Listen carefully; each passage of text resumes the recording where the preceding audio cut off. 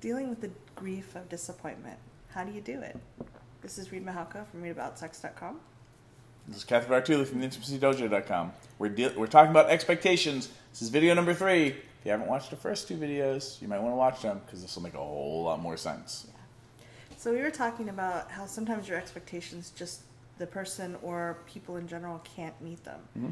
And that can be really painful, and so it can be distracting and hard to focus on. Like, how do you move forward? And sometimes you don't know that you're having expectations. You're just having the upset and the grieving. Mm-hmm. And so hopefully the videos 1 and 2 will help you kind of get your bearings on this. But now we're dealing with the situations where you have a lot of stuff coming up, and it might be because it's kind of connected to some stuff from childhood.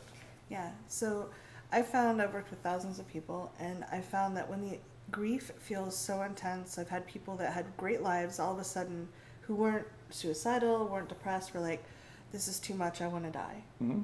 And what I found is almost always there's an aspect from their childhood where they felt completely disempowered, and they felt like if they didn't get that thing, they would die. Mm-hmm. And are they generally in a place in their lives now where they're strong enough or prepared enough to actually tackle that? Yeah, that's why it's coming up? Yeah, I don't think it comes up until you're strong enough to deal with it. Mm-hmm. I think our body, just like the splinter works its way to the surface, our body brings up what we're ready to handle. Okay.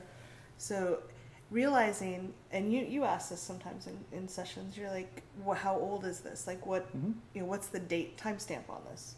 So asking yourself that can give you a lot more power, because if you're feeling all that grief now, it can feel just like you're 3 and you didn't get that pony that you've been so good for months, thinking that Santa was going to bring you the pony if you were good enough.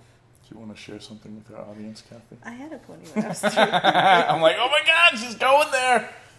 Okay, no, it feels. I'm sharing that intensely because that's how intense it feels to a small child. But until you realize that this is something that's kind of connected back to your childhood, you may think that it really whatever the not getting the job promotion is the end of the world because you've been so good at work and you didn't get the promotion. Yeah.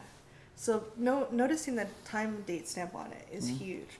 And a lot of times people will realize 90% of this is about that 3-year-old experience or that huge disappointment when I was a child. 10% is about now. And all of its grief that can come up and you can experience and let go. There's a lot of techniques you can use to do that. Meditation, guided visualization, hypnosis, talk therapy. I love emotional freedom techniques or tapping. But there's different ways you can release the grief so that you don't have to feel so overwhelmed by it.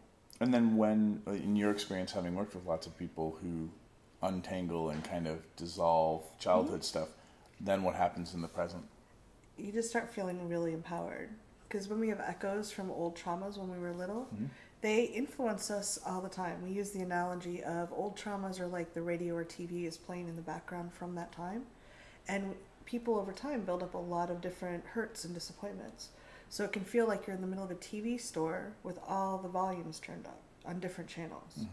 And so it's harder to focus, it's harder to move through without running into some noise. And the more you clean them up, you're just kind of turning off those TVs. And you can focus on now and go, wow, he didn't give me a promotion. I thought I was going to get that. I need to rationally and calmly talk to him. I may find a friend to vent to first and talk about slashing his tires. And then I will ride a pony into his office or her office and claim my victory. Yeah. So there's ponies. There's a lot to clear out that can be really helpful around that.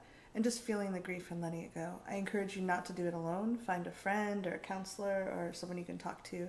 Because grief often happened in isolation when we felt disappointed or betrayed by someone. Yeah, just watching this video might help, but go get support by living, breathing, human beings that you can sit in front of so that you're not feeling isolated. Yeah. These videos and other resources are really great, reading books and things like that, but get out into the real world with people. Yeah. So what I'd ponies. Or both. Maybe just getting a pony will solve it all. I think it would. Okay. What I'd like to do is come back with one more video on dealing with disappointment around sex, because I think that's so core to a lot of people that are watching these shows. Not with ponies, right? Not with ponies. Leave your comments below. Video number 4 coming up next. Boom.